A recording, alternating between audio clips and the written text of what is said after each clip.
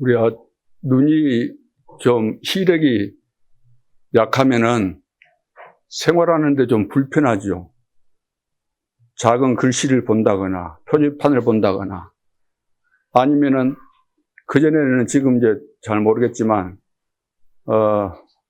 버스 중학교 다닐 때 버스 이제 번호가 있잖아요. 그걸 시력이 안 좋아하고 헷갈릴 때가 많았거든요. 가까이 왔을 때 알고 그러니까. 그래서 시력이 안 좋으면 삶에 좀 불편하죠. 그러죠. 그러나 요즘은 세상이 좋아져서 안경 맞춰서 쓰면 되고, 백내장 있어가지고 안 보이면 수술 받으면 되고, 방법이 앞으로 더 좋은 것이 다 발달해가지고 다 만족스럽게, 100%는 아니겠지만 만족스럽게 다 해줄 겁니다. 근데 그것이 문제가 아니고, 우리의 영안이 열리지 않으면은 불편한 정도가 아니고 우리 인생이 망하는 거예요. 영적인 눈이 안 열리게 되면. 그래서 하나님도 영이시고 성경은 영적인 사실과 비밀을 말씀하고 있는데 글자만 가지고 연구를 하고 하니까 이것이 배가 바다에서 항해를 해야 될 텐데 육지로 올라가니까 다 파괴돼 버리는 거죠. 제가 지금 50년 전만 해도 그 한국 교회 보니까 강대상에서 보면은 제가 시골에 있을 때 두 줄로 딱 나눠졌어요. 중앙으로 해서 오른쪽은 남자분들, 왼쪽은 여자분들입니다. 율법에 근거해서 구약성경에 나온 내용대로 우편, 좌편 이런 것을 염두에 두고 그렇게 한 거죠. 또 남녀노소인데 구별한다고 이제 그렇게 했죠. 그리고 강대상 아무나 올라오지 못합니다. 그때는 청소도 아무나 시키는 거 아니에요. 그러죠? 요즘은 신발 신고 올라오잖아요. 신발 신고. 그 당시로 말하면 이것은 완전히 처벌 대상이요. 그리고 제일 편한 옷이 무슨 옷이에요? 청바지잖아요, 청바지. 작업복 대용으로도 원래 작업복이 마찬가지인데 요즘은 멋쟁이들이 또 청바지 입고 그러잖아요. 그래, 옷이니까 한복 입으나 양복 입으나 같은 거 아니에요? 처음에 양복 입고 올라오니까 양복 안 입고 올라오면 이상하게 해요. 제가 한복 입고 올라올 수 있어요, 없어요? 있어요. 청바지, 청티 입고 올라올 수 있어요, 없어요? 있어요. 보실 때 흉측하기만 않고 멋있다 그럴 정도면 되는 거예요. 눈에 거스리지 않을 정도면은.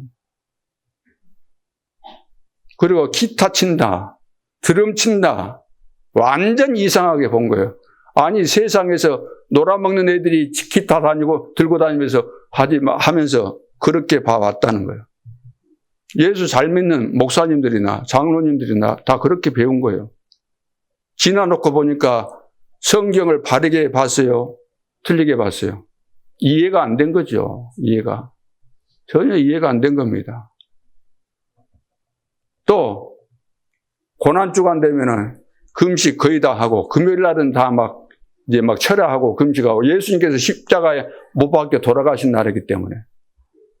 그리고 주일 되면은 이제 부활주일이잖아요. 부활주일 되면 전 성도들이 나와서 한복 흰옷 입고 나와서 예배를 드려요. 근데 우리 성도들은 이제 복음이 깨달아든지 새벽에 보니까 거의 안 나왔어. 한두 명밖에. 그 복음을 틀리게 하는 거예요. 그렇죠? 완전 틀리게 하는 거예요. 이것도 아니고 저것도 아니고 밥도 아니고 죽도 아니고 이게 엉망진창이 이제 되는 거죠. 자, 그래서 이제 지금 성경은 하나님의 말씀인데 이 지구상에 성경보다 많이 번역돼서 나온 책이 없습니다. 이 지구상에 있는 책들 가운데서 성경보다 많은 책이 없어요. 그런데 똑같은 성경을 가지고 연구하지만 이렇게 연구하고 저렇게 연구하고 성경은 이런 이야기다 저런 이야기다 다 이야기를 하잖아요. 훌륭한 신학자들이 일어나서 신학 가지고 신학적으로 이제 분석해서 성경은 이렇다 저렇다 이리 하는데 다수결이에요. 다수결. 이 세상은 숫자가 많으면 이기는 거예요.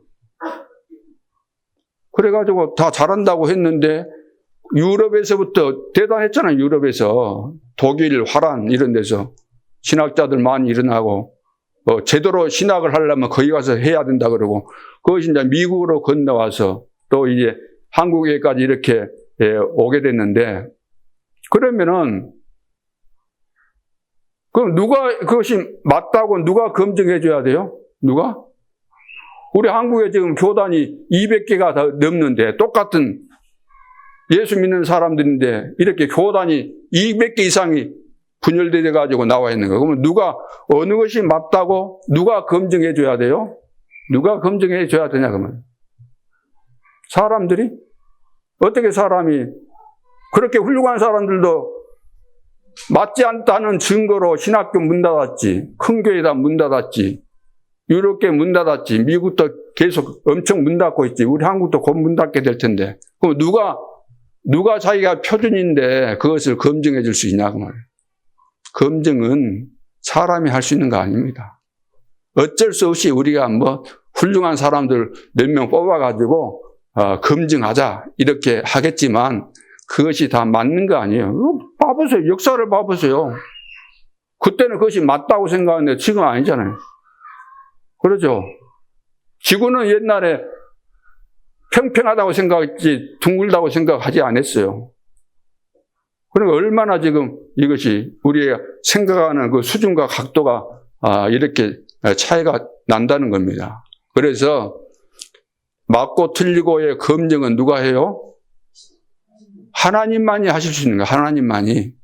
이단들 보고 이단 보고 물어보세요. 당신 이단이냐 그러면 아니다 그래요. 이 비밀을 못 깨닫고 저 사람들 전부 다 우리를 이단으로 몰아붙이는데 아니다는 거예요. 그래서 하나님의 말씀을 잘 이해하고 하나님을 잘 믿으면 사람이 상식의 사람이 되면 상식의 사람. 상식 이하의 사람이 되면 안 돼요. 진짜 인간이 돼야 된다. 하나님을 제대로 만나고 은혜 받은 사람은 겸손해지고 하나님 중심하고 윗사람들 공경할 줄 알고 부모 공경할 줄 알고 아랫사람 잘 이렇게 사랑하고 그게 되는 거예요. 이게 질서예요. 질서. 기본적인 질서예요. 오늘 성경에도 이제 이야기가 많이 나오는데 오늘 성경에 보면은 하나님께서 사울왕은 이미 버렸다. 이거 알잖아요. 사무엘이. 그러니까 마음에 굉장히 슬픔이 있어요. 슬픔이. 하나님이 사울왕을 버려놓으니까 사무엘 마음에는 진짜 마음이 아픈 거예요. 그러고 있는데 하나님께서 어느 날 사무엘에게 사무엘아 저기 이새의 집에 너가 가서 기름을 부어라. 거기 왕 될 사람이 있다. 그렇게 말씀하셨어요. 그러면 그때도 하나님이 거기 이새의 집에 가면 다윗이라는 사람이 이제 왕 될 거잖아요. 그걸 명확하게 그때 처음 말씀하셨으면 될 텐데 말씀 안 하시잖아요. 거기도 다 이유가 있는 거예요.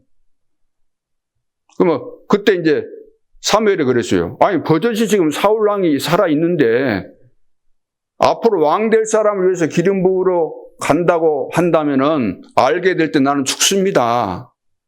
그러니까 하나님께서 뭐라고 말씀하십니까? 너 양을 데리고 가라. 양을 끌고 가라. 양을 왜 끌고 가라는 겁니까? 누가 모르면 저희 가서 이제 제사 드리기 위해서 간다. 그렇게 말하면 된다. 그래서 이제 가가지고 이제 이새의 집에 가서 이제 제사를 지내면서 이제 하나님께서 보낸 거잖아요. 이제 앞으로 왕 될 사람에게 기름을 부으려고 딱 하는데 자식들 다 데리고 와라 그러니까 이제 줄줄이 이제 다 데리고 와서 이리 보여줬어요. 첫 번째 아들 딱 보는 순간 야 하나님께서 이렇게 완벽하게 준비하셨구나. 준수하게 생기고 잘생기고 기름을 부으려고 하니까 하나님께서 뭐라고 했어요? 아니다. 너희가 선택 안 했다. 전부 다 줄줄이 해서 7명이 다 통과되는데 없어요. 그때 사무엘이 뭐라고 합니까? 이세보고 이게 다냐? 누가 또 있느냐 물으니까 막내가 하나 있는데 지금 양을 치고 있다는 거예요. 그러면 데리고 와라. 해서 데리고 왔는데 보니까 하나님께서 준비한 자예요. 그러니까 끝까지 우리가 인도를 잘 받아야 돼. 우리는 늘 실수할 수 있어요. 아, 이 사람이구나. 언뜻 보고 거의 다 그 실수하게 돼 있어요. 아니, 사무엘 선지자 실수하잖아요. 그래서 그때 하신 말씀이 사람들은 전부 다 외모를 보고 판단하지만 하나님 뭘 보신다 그랬어요? 중심을 보신다는 중심을 어떻게 봅니까? 중심을 영적으로 눈이 열려야만 알게 된다는 거예요. 그래서 이 사실 여러분들이 먼저 오늘 이제 이해를 하시고 그래서 말씀을 이해하시면 금방 이해가 될 줄로 믿습니다. 오늘 이제 부활주일이잖아요. 부활주일. 이 부활주일은 2000년 전에 실제로 십자가상에서 못 박혀 돌아가신 예수님께서 하루 이틀 사흘 만에, 사흘은 4일이 아닙니다. 3일을 말해요. 하루 이틀 사흘 만에 부활하셨어요. 살아나셨다는 거예요. 역사적으로. 사람들이 안 믿어지잖아요. 어떻게 완전히 죽은 사람이 믿을 수 있냐? 그래서 유대인들은 이제 부활한 사실을 목격해 놓고 그 대제사장들과 이 지도자들이 거짓말을 펴뜨렸잖아요. 다 죽은 줄 알았더니 덜 죽어가지고 살아났다. 누가 돌아갔구나. 제자들이 돌아갔는가 보구나. 여러 가지 이야기들을 많이 했지만 그건 다 거짓말이고, 그래서 부활하신 사실을 여러 군데서 증명을 해주고 있습니다. 제자들에게 다 나타났고 500여 형제에게는 일시에 나타났다. 역사적으로 사실이다. 왜 사람들이 안 믿지요? 예수님이 부활하셨다는 것을. 예수님을 우리 수준으로, 나와 똑같은 수준으로 알았기 때문에, 아니 완전히 죽은 저 이단이 어떻게 부활하냐 그 말이에요. 예수님이 누군지 몰랐다는 거죠. 예수님이 인간의 몸을 입고 오셨지만 그분이 하나님이시라는 사실을 몰랐다는 겁니다. 그래서 우리 인간이 구원받으려면은 하나님을 떠났고 사단에게 잡혀있고 죄 문제에 걸려있는 이 문제를 해결하지 못하면 구원자가 될 수 없어요. 이것은 영적으로 이해해야 되는 겁니다. 하나님을 떠났다. 이해가 안 되잖아요. 하나님을 안 믿는다. 눈에 안 보이니까 소위 말해서 정상적인 사람들은 믿을 필요가 없잖아요. 눈에 안 보이는 하나님을 어떻게 믿으라는 거야. 그렇잖아요. 내가 아담의 후손인데 죄를 가지고 태어났다고? 아이고 무슨 그런 쓸데없는 소리, 귀신 신화를 까먹는 소리 한다 그러잖아요. 그러나 우리 인간은 창세기 3장 사건 이후로 이 영적인 문제에 걸려 있는 겁니다. 사단에 잡힌 거예요. 마귀 자녀예요, 영적으로. 그래서 여기서 빠져나와야 되는데 빠져나올 길이 이 세상에는 없는 겁니다. 없기 때문에 하나님께서 유일한 길을 열어주셨습니다. 그 근본 문제를 해결하기 위해서는 그리스도가 필요하기 때문에 하나님이 그리스도의 일을 하기 위해서 인간의 몸을 입고 오신 거예요.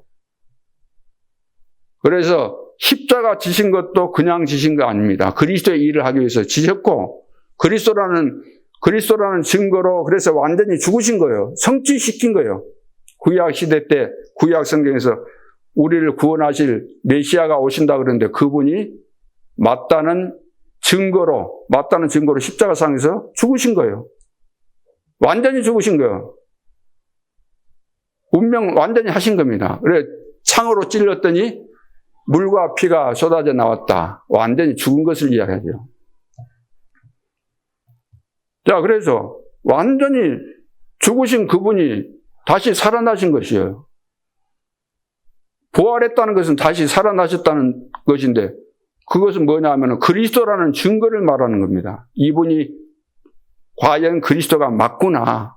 그리스도라는 확실한 증거로 살아나신 겁니다. 그러면 2000년이 지난 지금은 그리스도께서 지금 어떻게 계실까요?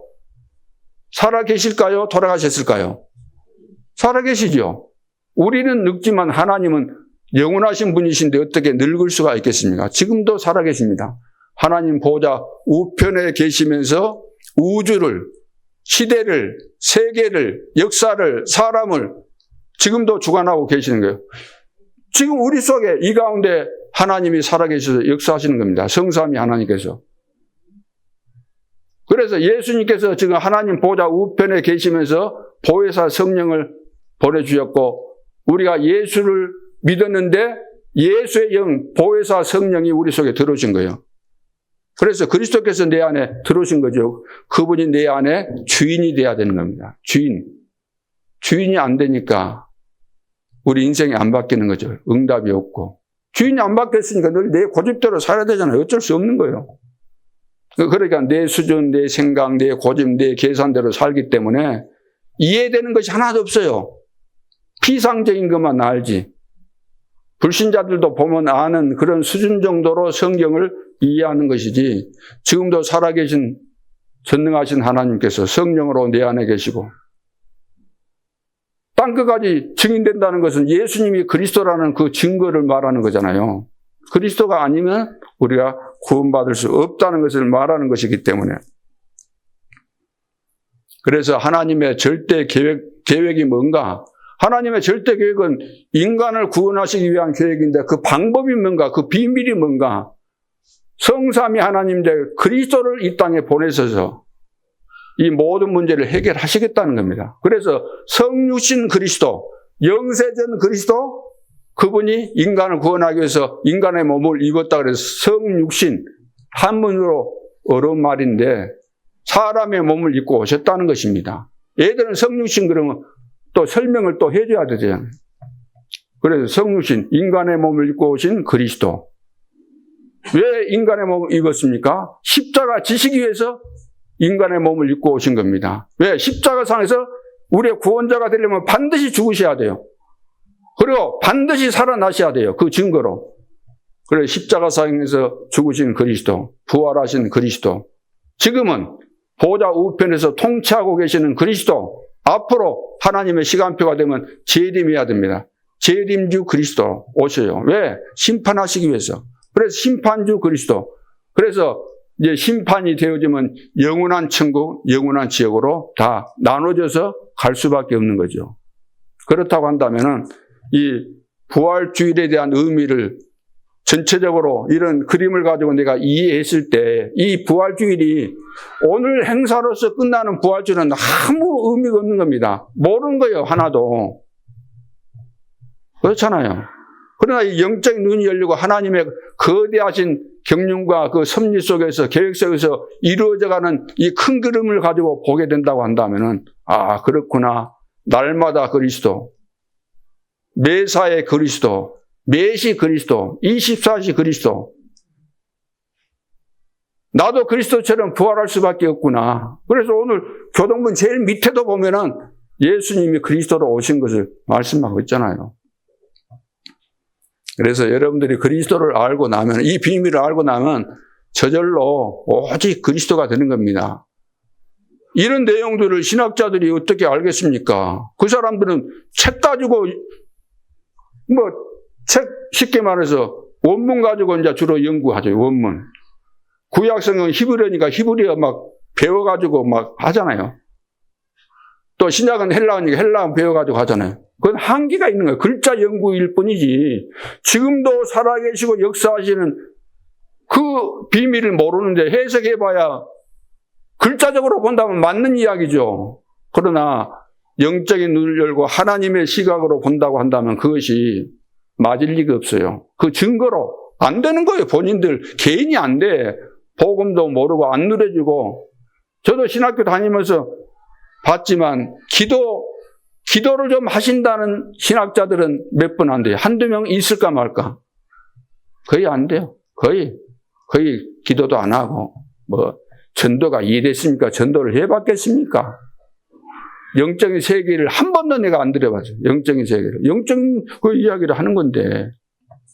딴 세상이요. 그러니까 신학 졸업해도 갈급하죠. 안 되고. 내 자신이 평안이 없고. 그래서 영적인 세계를 알고 이 그리스도의 비밀을 알아야만 눈이 확 열리게 되는 겁니다. 그래서 이제 모르는 사람들 입장에서는 자기들이 알고 있는 것이 다라고 하고 또 세상에서는 그 숫자가 많으면 다수결로 이기기 때문에 그것 가지고 막 몰아붙이잖아요. 얼마나 우리 여론이 대단하니까. 우리 한국 사람들 여론 형성 너무 잘합니다. 데모 잘하잖아요. 여론 조성해갖고. 그런 분위기가 그래서 모든 사람들은 분위기에 휩쓸려 갈 수밖에 없어요. 전부 다 그리 가는데 혼자 이쪽으로 갈 수 있겠습니까? 여러분 생각해 보세요. 분위기. 그래서 혼자 전부 다 넓은 길로 가요. 좁은 길 가는 사람은 없어요. 근데 좁은 길로 갈 수 있는 사람은 확실한 확신이 있어야 돼요. 그러죠? 이 길이 맞다는 확정을 딱 지어야 돼요. 오늘도 우리 장로님 기도하셨지만 하나님이 나를 부르셨구나. 이 미션을 주셨구나. 그런데 여기에 대해서 확신이 생기면서 이제 확정을 딱 짓고 가지 않으면은 다 흔들립니다. 다 계산해요. 내가 어떻게 살 것인가. 이렇게 가다가 가는데 굶어 죽겠는데 이런 계산하니까 안 되는 거예요. 우리 하나님 믿으면은 굶어 죽어도 내가 가야 될 그 정당한 길, 바른 길로 가야 되는 거예요. 그렇지 않아요? 누가 다 이해 안 해줘도, 못 깨달아서 안 믿어줘도, 밀어주지 않아도, 여러분들이 저를 다 싫다고 해도 저는 가는 거예요. 왜? 여러분들이 생각하는 그 수준이 아니고 저는 분명한 확신을 가지고 증거들이 너무나 많이 있기 때문에. 그래서 저는 여러분들에게 나를 도와주십시오 이런 말은 하지 않습니다.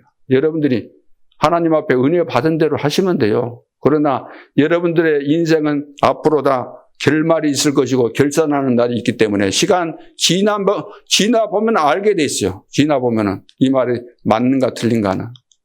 그러니까 말씀을 여러분들이 잘 들으시고 오늘도 이제 우리는 세계 복음화의 중요한 시간표를 앞에 두고 또 세계 선교대회가 있지 않습니까? 이때 우리 다민족과 세가족 그리고 우리 모든 성도들이 어떤 언약을 붙잡고 하나님께서 지금 무엇을 시급하게 요구하고 계시는가 이것을 찾아내는 것이 가장 중요한 부분이죠.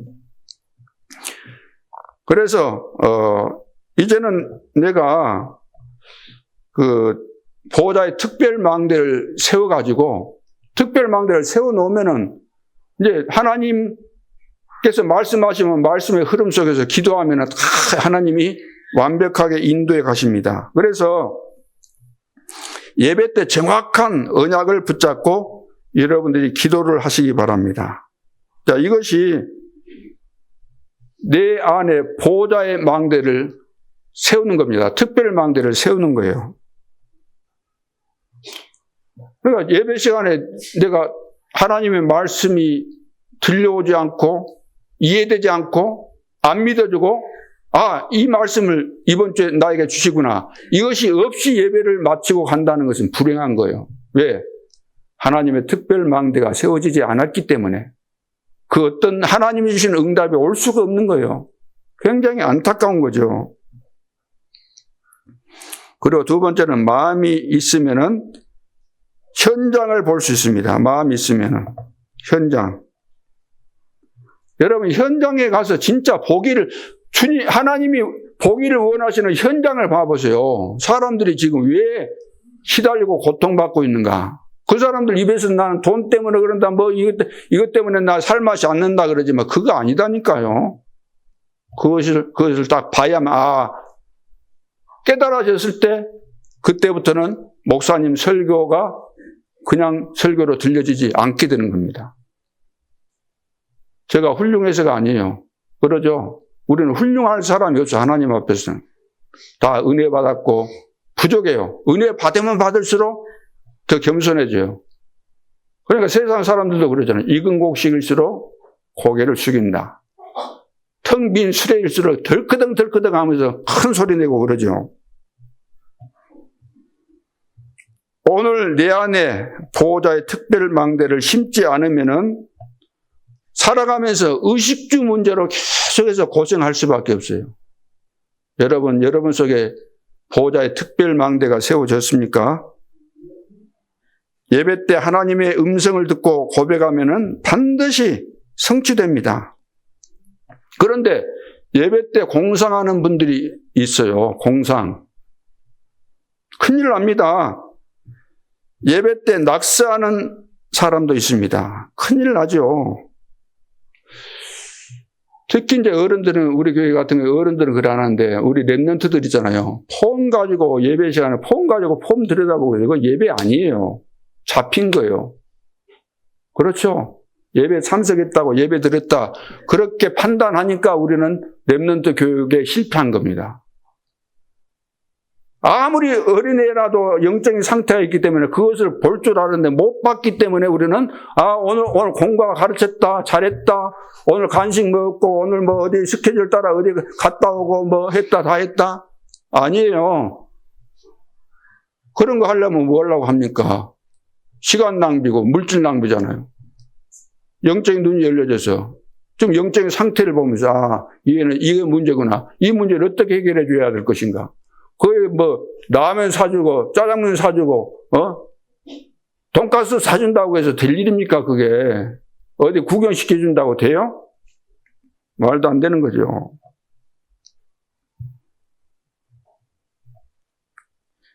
그래서 예배 때 사람의 설교 듣는 것 아니고 하나님의 음성을 듣는 겁니다. 하나님의 음성을 들어야 돼요.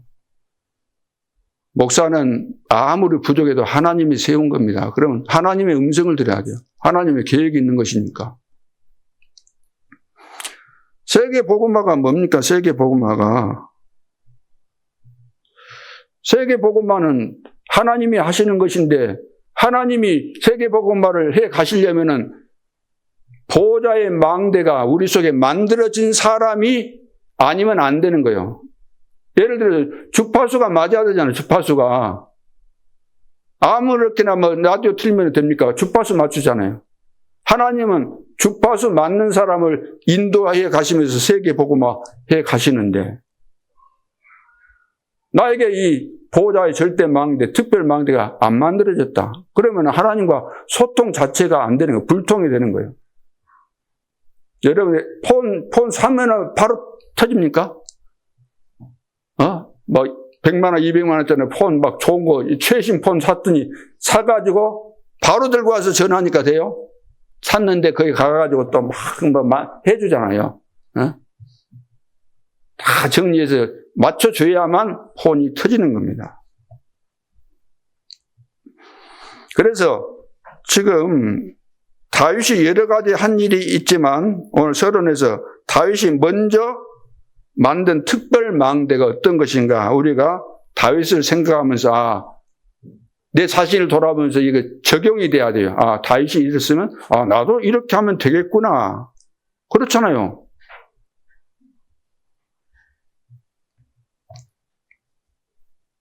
그래서 여러분들이 저 설교에 미혹되거나 혹은 이렇게 막 시험 들거나 그러지 말고 하나님의 음성을 딱 들으세요. 그러면 틀림없습니다. 은혜 못 받는 사람은 금방 표가 납니다. 여러분들이 아무리 감추려고 해도 표가 다 나게 돼 있어요. 그러죠? 저는 그냥 목회한 사람이고 전도자로서 영적인 세계를 내가 다 체험했고 그것을 실제로 봐왔고 알고 있기 때문에 그래도 이제 말은 안 하죠. 이제 특별히 뭐 개인적으로 모르면은 제가 이제 이야기도 해줄 수 있고 그러지만 다 편합니다. 이 사람은 은혜 지금 못 받고 있구나. 억지로 앉아 있구나. 또 딴 생각하고 있구나. 다 알죠. 다윗을 봐보세요. 다윗은 고난 당할 때 우리도 막 고난 많이 당하잖아요. 고난.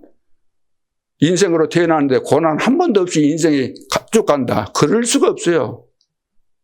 그리고 세상 사람들은 고난 받는 것을 제일 싫어하잖아요. 근데 고난은 받을수록 좋은 겁니다. 큰 고난이 있을수록 그 인생에 있어서는 플러스가 되지 마이너스는 안 됩니다.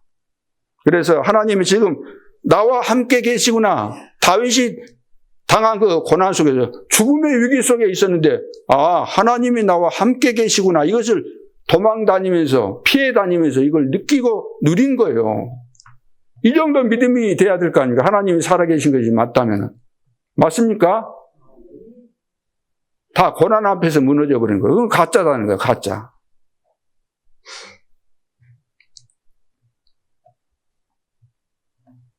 여기에 하나님의 계획이 있잖아요. 여기 하나님의 계획. 하나님이 나와 함께 하시고 우리와 함께 하시고 모든 일 속에 함께 하시고 이것이 딱 제대로 이해가 되고 내 삶이 되어가지고 시스템이 되어 있는 거예요. 그래서 나는 어떤 어려운 상황이 있어도 하나님이 나와 함께 하시고 하나님의 계획이 있다. 하나님의 축복 계획이 나에게 있다. 이것이 딱 믿어진다는 거예요. 그러니까 흔들리지 않아요. 사망의 음침한 골짜기로 다니더라도 해를 두려워하지 않는다. 그런데다가 사무엘 선지자를 만나가지고 확실하게 이렇게 앞으로는 이스라엘의 왕이 될 것이라는 미션을 딱 받았으니까 얼마나 확신이 생겼겠어요. 두 번째는 양을 칠 때 뭐 했습니까? 다윗은 양을 칠 때 뭐 했겠어요? 기도했습니다. 기도하면서 찬양하면서 말씀 묵상하면서 말씀 또 이리 소리내서 암송도 하면서 그러면서 양을 친 거예요. 그리고 양 잘 치기 위해서 또 거기 양을 보호하는 방법으로 이제 뭐 막대기 가지고 휘두른 거, 우리로 말한다면 무술, 그것을 이제 나름대로 이제 기도하면서 하나님께 가르쳐 준 대로 했을 거 아니에요. 그리고 물맷돌 돌리는 거 가지고 탁 얼마나 연습을 많이 했으면은 사자가 양을 물고 갈 때 급소를 때려가지고 기절시키고 그리 했겠습니까?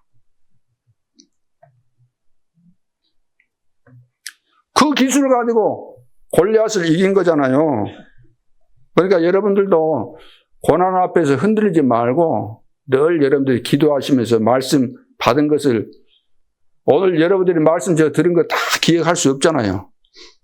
그러나 개인이 여러분 개인마다 어떤 사람은 한 단어로 한 문장으로 어떤 또 말씀 가운데 은혜 받고 있거든요. 이건 하나님이 나에게 주신 것이다. 그거 놓치지 말고 그거 붙잡고 여러분 기도하시면 되는 거죠.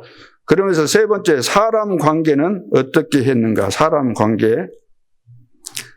다윗은 사람을 해치지 않았어요. 해친다 이 말은 남을 가서 뭐 때려가지고 상처를 입힌다 뭐 그런 것도 해치는 것이겠지만 여러분 사람을 해치는 것이 뭔지 아세요? 사람을 해치는 것이 불신앙하는 것이 사람 해치는 거예요. 하나님께서 원하지 않는 말을 만들어서 하는 거, 이거 사람을 해치는 거예요. 하나님은 못 믿게 만드는 것이 사람 해치는 거예요. 그래서 성도들에게 하나님 잘 믿어야 되는데 은근히 이상한 소리 해가지고 성도가 시험 들게 만드는 거, 사람을 죽이는 거예요. 그것을 하지 말, 해치는 거. 진짜 이것은 무서운 죄가 되는 겁니다. 가장 무서운 죄가 되는 거예요. 저는 고함지르고 예를 들어서 막 쉽게 말해 표현이 거칠긴 하지만 여러분들은 하나님의 축복받았고 살아야 될 거 아닙니까? 살려면 뭐 해야 돼요? 믿음의 사람이 돼야 돼요. 그러니까 믿어야 된다는 거예요. 불신앙의 소리 하지 말고 불신앙의 소리를 하면 여러분이 듣지도 말고 여러분 멀쩡한 사람도 지혜롭고 똑똑한 사람도 사기꾼 딱 만나가지고 딱 이야기 들으면 금방 넘어갑니다.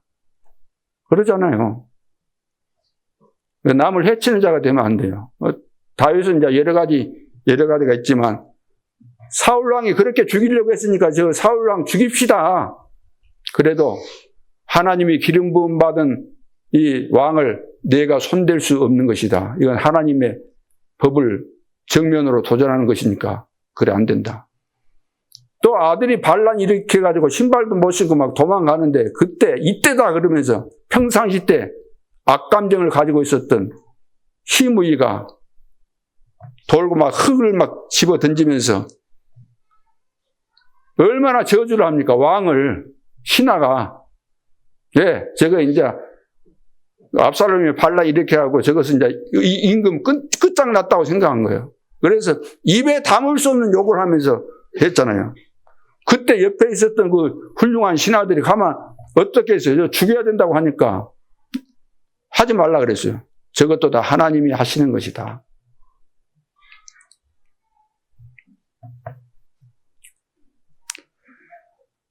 그래서 사울은 이미 다 이런 어릴 때부터 이미 이 비밀을 다 알고 있는 거예요. 눈에 보이지 않지만 영적인 세계 훤히 들여다봤잖아요.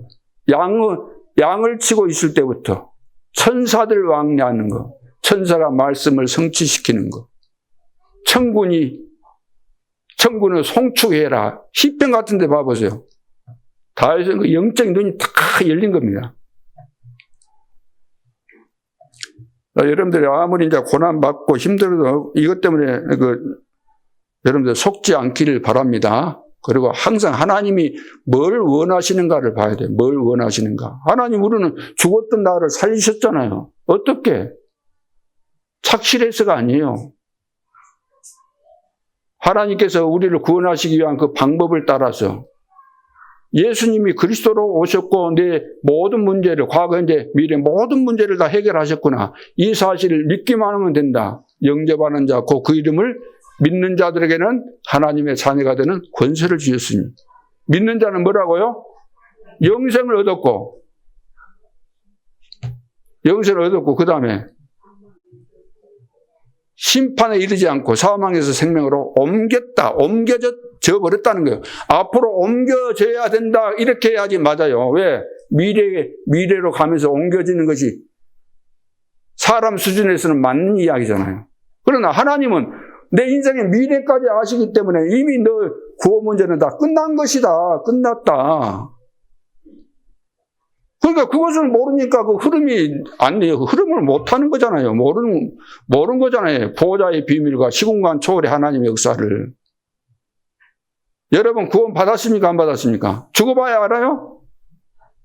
더 살아봐야 알겠습니까? 천국 보장되어 있는 겁니다. 성경이에요, 성경. 제가 성경에 없는 이야기 안 합니다. 저도 신학 할 만큼 다 했어요. 다 성경에 있는 이야기를 하는 거예요, 제가. 여러분들이 이해하기 쉽도록. 영생을 얻었어요.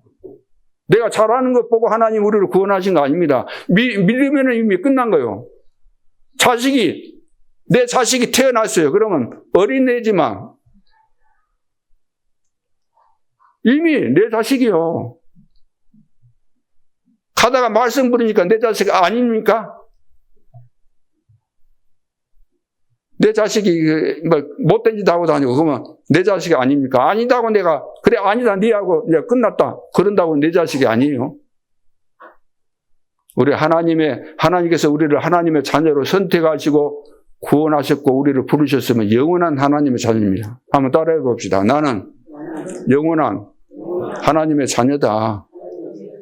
그러니까 이 비밀을 알고 사업에도 신나고 무엇을 해도 신나게 돼 있는데 이걸 모르고 여러분들이 인간적인 방법으로 불신앙의 대명사 격이 되는 이 교인들의 그런 모습만 배워가지고 그대로 살려고 하니까 너무 힘든 거예요. 여러분 너무 신앙생활이 얼마나 쉽고 신기하고 놀라운 것인데 왜 다들 어렵게 하는지는 제가 이해가 안 돼요. 저는 확실하게 하나님 만나고 소망 없었는데 하나님 만나고 하나님께서 말씀하신 이 약속과 이 언약이 어마어마한 거예요. 이것은 지금 내가 안 된다고 안 된 거 아니다니까요. 지금 실패했다고 실패가 아니에요. 엄청난 것을 깨닫게 하시는 하나님의 계획이 숨겨져 있기 때문에 흔들릴 이유가 없는 거죠. 그래서 오늘 본론에서 특별망대, 다윗이 남긴 특별망대를 확인해야 돼요. 다윗은 특별망대를 가지고 있으니까 지금도 이스라엘 나라에서 최고로 존경받는 사람이 여러 사람이 있겠지만 그 가운데 다윗이 대단한 인물입니다. 다윗은 청소년의 이 특별망대를 찾아냈어요. 청소년 때. 쉽게 말해서 청소년이었지만 300%가 준비된 거예요. 300%가. 300%가 준비돼야만 그 인생이 성공해요. 여러분들이 구원받았어도 앞으로 무슨 일을 할 때 반드시 300%가 준비돼야 돼요. 기도 100%, 그 다음에 업 100%, 그 다음 미래 100%. 쉽게 말하면 전문성 100%, 현장성 100%, 미래성 100%. 내가 하나님의 자녀로서, 학생이면 학생으로, 내가 하나님의 자녀로서, 내가 사업가면 사업가로서, 중지자면 중지자로서 그 역할을 내가 100% 할 수 있어야 돼요. 100% 이해가 되어지고. 그리고 내가 사업을 한다고 할 때 무슨 사업을 할 것인가, 식당을 할 것인가, 또 다른 사업을 할 것인가. 그러면 내가 하고자 하는 그 사업에 대해서 다 연구를 해야 돼요. 100%. 그러죠. 그리고 앞으로 이것을 지속해서 할 수 있는 시스템 혹은 제자를 준비해야 돼요. 거의 100%입니다. 그래서 300%라 그러는 거예요. 근데 대부분 그러잖아요. 난 손맛이 좋아 해가지고 식당 해가지고 다 실패하잖아요. 손맛이 좋다고. 그건 100%는 됐을는지 모르지만 200%가 부족한 거예요. 식당을 어디에다가 해야 될 것인가, 여기에다가 하면 어떤 부류의 사람이 올 것인가, 그런 것도 연구를 안 한 거예요. 그리고 미래성, 이것을 어떻게 지속해서 갈 것인가, 그런 것도 없는 거예요. 막 하는 거예요. 막연하게. 누가 성공했다니까 하고. 돌산에 보면 막 펜션 같은 거 지어놓고 너도 나도 막 장사 잘 된다니까 막 지어놓고. 그런 식이에요. 그래서 쉬운 겁니다. 기도하면서 이것을 300% 준비하는 거예요. 기도하면서 하나님 앞에 물어보면은 내가 무엇을 준비해야 될 것인가를 가르쳐 줍니다. 얼마나 이 세상에 배울 것이 많습니까? 볼 것 많고, 배울 것 많고, 경험할 것 많고, 그걸 다 언제 합니까? 또 영적인 문제 있는 사람은 또 어디에 딱 빠져버리잖아요. 응? 그래갖고 어디에 빠집니까? 어떤 사람은 낚시에 빠진 사람도 있을 것이고, 다 있잖아요. 다. 등산에 빠진 사람도 있고, 어디에 빠진 사람. 그래서 내가 지금 내 인생을 놓고 해야 될 그 인생의 목표가 분명한 사람은 거기에 걸맞는 것을 찾아서 해야 되는 거예요. 걸맞는 것을. 거기에 도움되는 것을 찾아서 해야 돼요. 거기에 도움되는 거. 어차피 우리 인생은 완벽하지 않잖아요. 부족하니까 이거 하고 싶다고 다 하고, 친구가 이거 하니까 이거 하고, 누가 또 막 색소폰 나이들에서 분다니까 그거 불고, 또 뭐 하고, 언제 그거 다 합니까? 언제? 그럼 뭘 하겠어요? 옛날 이야기 했잖아요. 한 우물을 봐라, 한 우물. 굶어 죽는 사람이, 재능이 많아갖고 이것 손대고 저것 손대고 이것 하고 저거 하고. 일이 안 되는 거죠. 그리고 두 번째는 청년의 특별망대입니다. 다윗이 청년 때 뭘 했냐면, 청년 때 사무엘이 나타났잖아요. 사무엘이 나타나서 이제 너는 앞으로 왕 될 것이다. 그래서 이제 기름을 딱 부어준 거예요. 중요한 미션이 딱 전달된 거예요. 아, 하나님이 나에 대해서 이런 계획을 가지고 계셨구나. 이스라엘 나라에 내가 앞으로 왕이 된다고? 그 미션을 받았어요. 그러면 이 다윗의 인생이 딱 바뀌게 됩니다. 왜? 내가 가야 될 인생이 확실하게 보여졌기 때문에. 하나님의 계획이 확실하니까. 그러면서 또 다윗은 어떤 사람이죠? 다윗은 찬양의 사람, 찬양. 사울 왕이 왕궁으로 불러가지고 찬양을 시킬 정도로 찬양에 일가견이 있었어요. 그래서 찬양하니까 사울 왕에게 붙었던 그 악신이 떠나갈 정도로 다윗은 찬양을 잘했는데 그냥 찬양을 잘한 정도가 아니고 영적인 찬양, 영적인 눈이 열렸다는 거예요. 영적으로 성령 충만했다는 거예요. 성령 충만. 찬양이야. 전문적으로 공부한 사람들이 소프라노 하고 해외에서 이름 다니는 사람들 얼마나 잘해요. 그 사람들이 찬양 막 잘하니까 부르면 악신이 떠나요? 우리 성가대원들 그런 재주는, 그런 기술은 좀 부족하다 할지라도 영으로 찬양하고 성령 충만해서 찬양하면은 흑암이 무너지게 되어 있습니다. 그래서 여기 주보의 순서에 보면은 설교 전에 뭐가 나와요? 찬양. 옛날부터 이거 다 순서가 다 이리 돼 있어요. 왜? 이렇게 하니까 더 예배 드릴 때 짜임새 있고 좋겠다 해서 이렇게 다 만들어진 겁니다.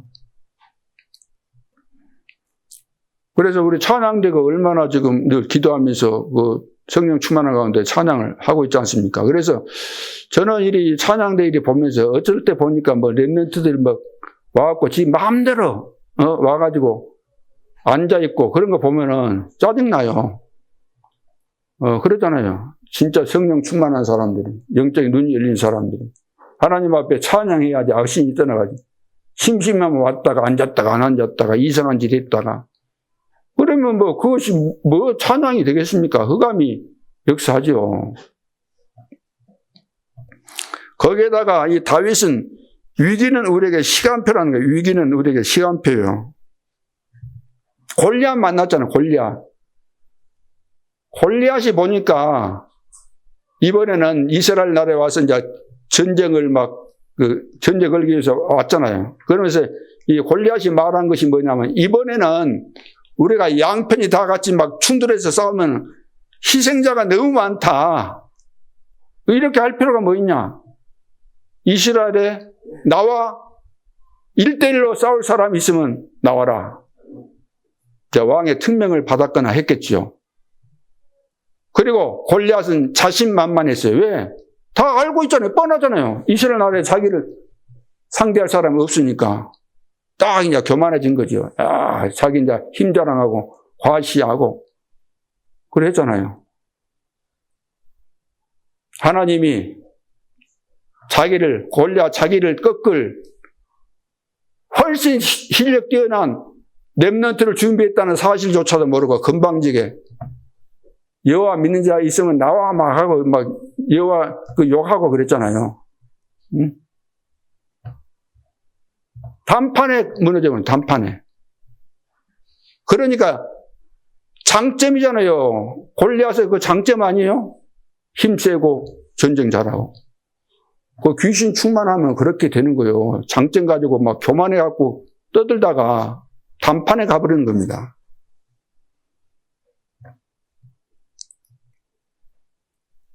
그래서 위기는 기회죠. 위기는 기회입니다. 준비된 자에게 기회지. 준비가 안 됐다. 무슨 기회가 오겠습니까? 생각해 보세요. 우리 렘넌트가 전혀 준비 안 됐다. 예배도 안 된다. 기도도 안 된다. 그럼 평생 고생하게 돼 있잖아요. 준비 안 돼 있으니까. 준비된 자에게 기회가 오는 거예요. 준비된 자. 렘넌트 7명은 다 준비가 되었고 하나님이 준비를 다 시켰어요. 그러니까 절망 같은 이런 위기가 왔을 때도 그게 다 기회가 되는 겁니다. 그래서 여러분들이 우리 렘넌트 같은 경우는 서두르지 말고 기도하면서 미래 시대에 내가 뭘 준비할 될 것인가 그걸 기도하면서 찾아내야 돼요. 기도하면서. 그러죠? 선생님들이 바르게 지도 안 해줄 수도 있으니까 여러분들 기도하면서 성령의 인도받으면서 그걸 준비를 해야 돼요. 이미 또 자료들 나와 있으니까 똑똑한 렘넌트들은 다 찾아서 하게 돼 있습니다. 그러면서 이제 여러분이 가는 곳곳마다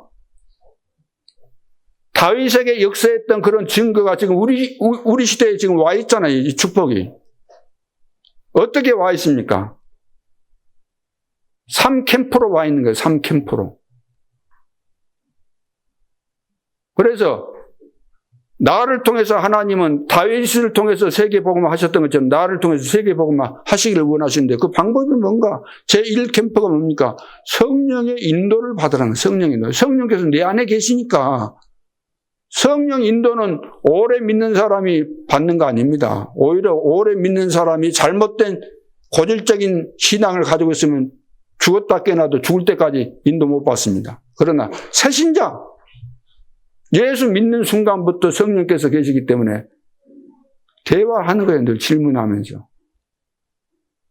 저도 누가 가르쳐준 사람이 있었겠습니까? 없었어요. 가르쳐준 사람이 없어요. 누가 있겠습니까? 또 가르쳐 줘 본들 이상한 것도 배웠을 거 아니에요.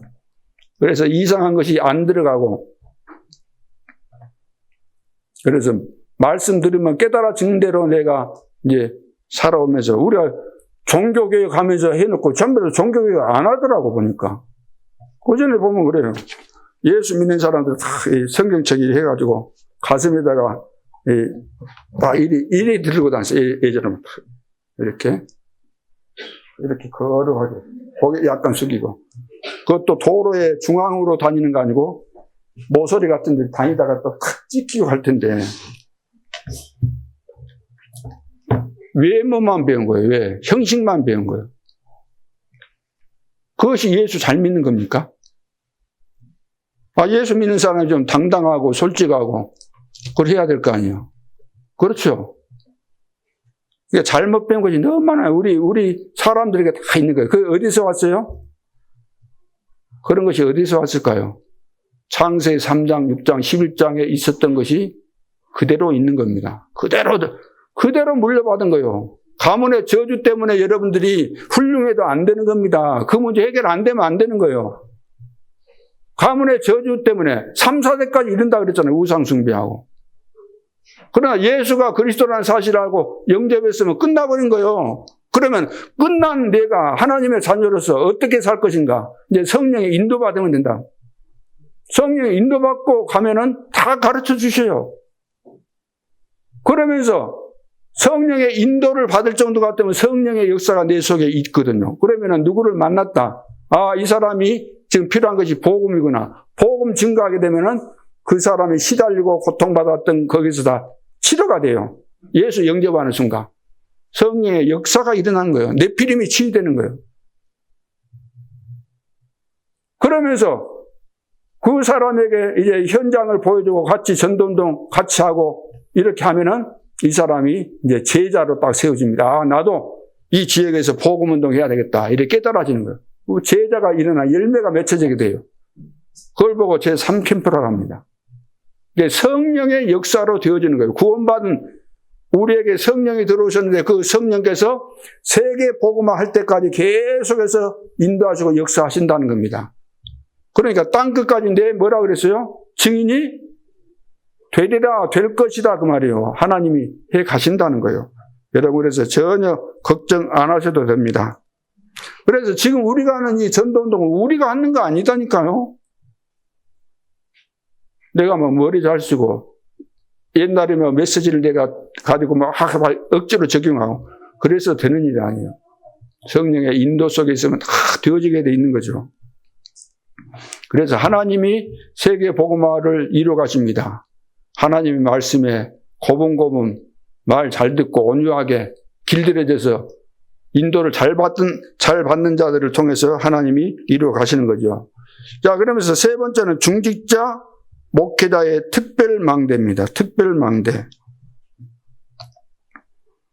다윗이 이제 만든 보호자의 망대를 보면은 우리가 알 수 있죠. 세 가지가 있습니다. 첫째는 다윗성을 지었어요. 다윗성. 왜냐하면 내부를 튼튼히 해야 되니까 그렇게 했고, 두 번째는 나라 살리는 일천망대를 곳곳에 세웠습니다. 일천망대를 곳곳에 세워서 왜? 거기서 예배도 하고 기도도 하고 그러기 위해서 세운 거죠. 그래서 이번 선교대회도 일천망대 세우는 겁니다. 주제가. 우리도 여러분도 개인적으로 여수 지역에 일천망대를 세우는 겁니다. 그걸 가지고 여러분 계속해서 기도하는 거예요. 그리고 한 지역에 한 제자 있다. 하나님이 하시는 것이니까 아이고 나는 일천제자 아이고 안 돼. 이렇게 내가 살아오면서 한 명도 전도운동 안 일어났는데 아이고 죽을 때까지 3명을 할 수 있을까? 이런 염려와 불신앙과 고민이 가득 차 있는데 일천망대 그러니까 아이고 이거 너무 안 맞다. 이미 포기하신 분들 많죠. 고로만 생각하고 붙잡고 있으면은 오늘 회개하시고 일천망대 하나님이 하신다는 거예요. 일천망대 하나님께서 하실 것이니까 그 언약을 딱 붙잡고 여러분들이 도전하실 수 있기를 바랍니다. 그래서 중요한 제자 만나면 제자를 통해서 계속해서 또 역사가 일어나는 것이기 때문에. 그리고 세 번째는 세계망대를 준비하는 거예요. 세계망대. 그래서 성전 건축은 세계망대를 준비하는 겁니다. 하나님께서 원하시는 성전 건축, 새 뜰이 있는 교회, 새 교회, 큰 새 교회를 만들어야 돼요. 그 큰 새 교회가 뭐죠? 다민족 교회. 그 다음에, 예? 치유교회, 그 다음에 렘넌트를 위한 교회. 자, 결론으로 다윗은 이제 죽음을 겪으면서도 안 했던 것을 마지막에 한 것이 있어요. 마지막에 한 거. 다윗은 아직 성전 짓기 전에 다윗이 했던 것이 뭐냐면은 다윗은 눈물을 흘렸어요. 눈물. 왜? 우리가 눈물도 종류 많잖아요. 슬퍼서 막 울고, 막 성질 나서 울고, 내 뜻대로 안 되니까 울고, 꼭 목포의 눈물처럼 뭐 여러 가지 또 사연이 있어갖고 울고, 근데 그런 눈물이 아니고 너무 안타까워서 하나님은 그처럼 원하시는데 나는 거기에 미치지 못하고 이것을 생각하니까 너무나 눈물이 난 거예요. 나는 지금 왕이 돼가지고 상하 침대에서 뒹굴고 편안하게 살고 있는데 여호와의 언약궤는 지금 바람 부는데 저기 다른 집에 지금 그냥 예를 들어 창고 같은 데다 놔뒀단 말이에요. 그걸 생각하니까 너무 안타까운 거예요. 그래서 눈물을 흘린 거예요. 눈물을. 그래서 왜 우느냐가 중요하다. 왜 우느냐? 여러분 왜 웁니까? 왜 그렇게 슬퍼하고 왜 그렇게 짜증내고 왜 그렇게 몸부림치고 왜 그랬습니까? 보고만 있으면서. 하나님이 주신 것만 진짜입니다. 내가 얻으려고 하는 것은 다 가짜예요. 망하는 겁니다. 하나님께서 원치 않는 거 여러분 붙잡았다고 생각하죠? 계산적으로 맞죠? 계산적으로 맞게 돼 있어요. 계속해서 생각하고 그러다 보면 마귀가 도와주니까. 그러고 왕창 어느 날 끝나버립니다. 인생이. 절대로 속지 않기를 바랍니다. 하나님이 뭘 원하시는가를 생각하면서 울어야 돼요. 전도운동 안 일어난 것에 대해서 울어야 돼요. 내가 복음 못 누리고 전도에 무관심한 것에 대해서 울어야 돼요. 두 번째는 24 기도 제목이 무엇인가? 이것이 인생을 바꿉니다. 24 기도, 24도 안 될 뿐만 아니라 24 기도 제목이 있느냐고, 24 기도 제목이 있느냐. 여러분 기도 제목이 진짜 여러분 중심에 담긴 기도 제목이 뭡니까? 늘 우리는 내 자리 생각하고 다 너무 육신적인 거 전부 다 내 명예욕 이런 거 있잖아요. 창세기 3장, 6장, 11장 못 버리고 전부 다 그거 덩어리예요. 이 속에가. 하나님이 기뻐하실 기도 제목이 안 나오게 돼 있어요. 형식적으로 할 뿐이에요. 세 번째, 한 사람의 결단이 많은 사람을 살릴 수 있습니다. 한 사람의 결단이. 렘넌트 7명. 렘넌트 7명을 키운 사람들이 있어요. 특히 부모들이 그렇게 했잖아요. 아들을 왕궁으로 보내야 되겠구나. 대단한 거죠. 누가 그랬습니까? 요게벳. 어린아이를 성전으로 보내야 되겠다. 누가 그랬습니까? 한나. 왕이 될 수 있는 귀중한 아들을 전쟁터로 보냈습니다. 이세지요.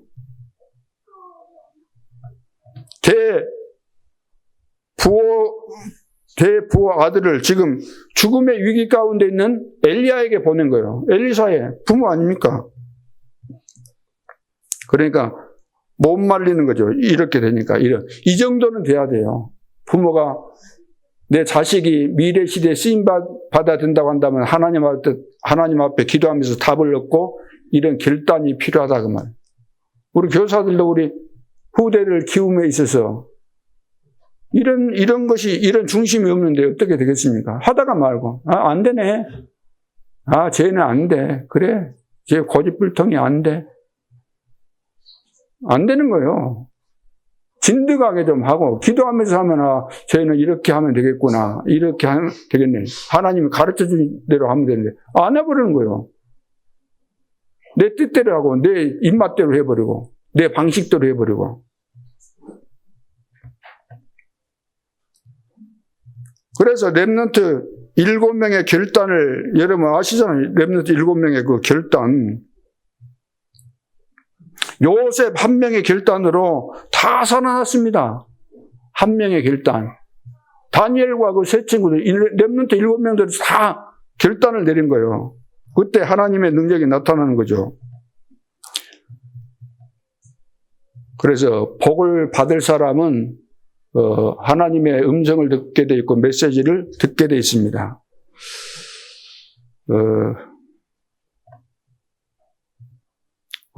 전번에 제가 카톡방에다가 하나 올렸는데 보신 분들이 있는가 모르겠네요. 홍준표 장로라고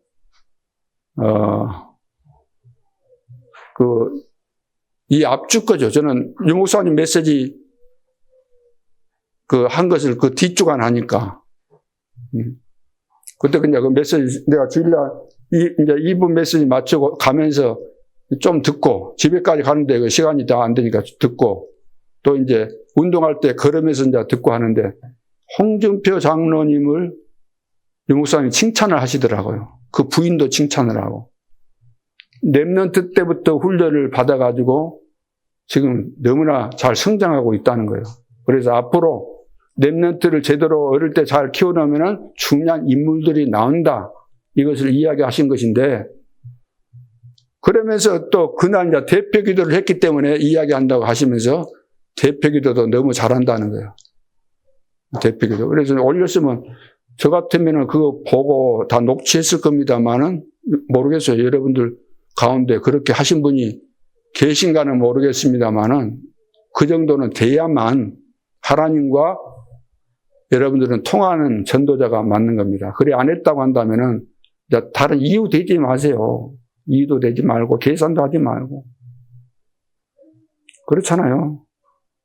아니 전도자가 기도 잘한다 그러지만 도대체 무슨 기도를 했길래 그랬을까?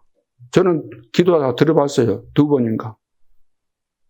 녹취도 해야 되는데 지금 시간이 안 나서 지금 못하고 있는데. 아니 장로님들 같으면 그래. 우리는 대표 기도하는데 성도들이 다 은혜 받고 해야 되니까 어떻게 했는가 궁금할 거 아니에요. 그러죠? 궁금조차가 안 된다. 너무 바빠서 못 들었다. 그러면 안 바쁘게 하실 거예요. 하나님께서. 안 바빠도 되도록.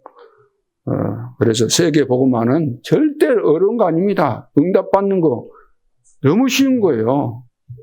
말씀이 성취돼요. 날마다 성취돼요. 왜 안 됩니까? 오늘 세계 살릴 성전의 시작입니다.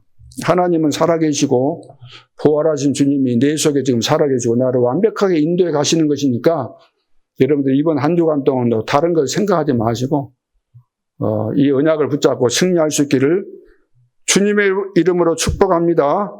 하나님 은혜를 감사합니다. 저는 부족합니다. 우리 모두는 연약합니다. 그러나 내 속에 계신 하나님은 전능하시고 완전하시고 지금도 역사하십니다. 언약대로 100% 성취되고 완성될 줄 믿습니다. 세계복음화 언약 속에서 매 순간순간 날마다 승리하는 전도자의 삶을 회복하게 도와주옵소서. 주 예수 그리스도 이름으로 기도하옵나이다. 아멘.